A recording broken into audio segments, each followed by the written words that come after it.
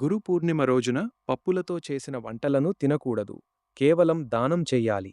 గురు పూర్ణిమ నాడు శివుని గురువుగా భావించి పూజ చేసిన వాడి ఇంట్లో అక్షయ పాత్ర ఉంటుంది. వాడి సంపదలకు లోటు ఉండదు. గురు పూర్ణిమ రోజు అసహ్యకరమైన మాటలు మాట్లాడేవాడి సంపదలు నశిస్తాయి. గురు పూర్ణిమ రోజున గోవులను దర్శించుకున్నవాడి పుణ్యం 10 రెట్లు అవుతుంది. గోవుకు అరటిపళ్ళు పెట్టడం వలన 100 రెట్లు అవుతుంది. గోవుకు పూజ చేయడం వలన 1000 రెట్లు అవుతుంది. గురు పూర్ణిమ రోజున స్త్రీలు తెల్లటి పూలను మాత్రమే ధరించాలి. రంగురంగులు పూలను ధరించరాదు. రంగురంగుల పూలను కేవలం గురు పూజకు మాత్రమే ఉపయోగించాలి. గురు పూర్ణిమ నాడు కాలినడకన శివాలయం దర్శించి తిరిగి వచ్చినంత మాత్రము చేతనే వాడి ఇంట్లో దేవతలు అడుగుపెడతారు.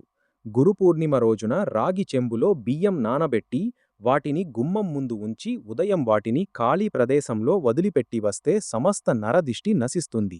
ఎన్ని పూజలు చేసినా ఏమీ ఫలించడం లేదు అనుకున్నవారికి దేవతా శాపం ఉన్నందువల్ల పూజలు ఫలించవు. అటువంటివారు 9100791669 అనే వాట్సాప్ నెంబర్కు మా గురువులకు మెసేజ్ చేసి 2 ప్రత్యేక మంత్రాలు ఉన్నాయి, వాటిని తీసుకోండి. కేవలం భక్తి ఉన్నవారు మాత్రమే తీసుకోండి. టైం పాస్ చేసేవారు మా సమయం వృధా చెయ్యవద్దు. ఆ మంత్రములు ఉపయోగించడం వలన పూజా ఫలితాలను త్వరగా పొందవచ్చు. కేవలం వాట్సాప్ మెసేజ్ మాత్రమే చెయ్యండి. Phone call చెయ్యరాదు.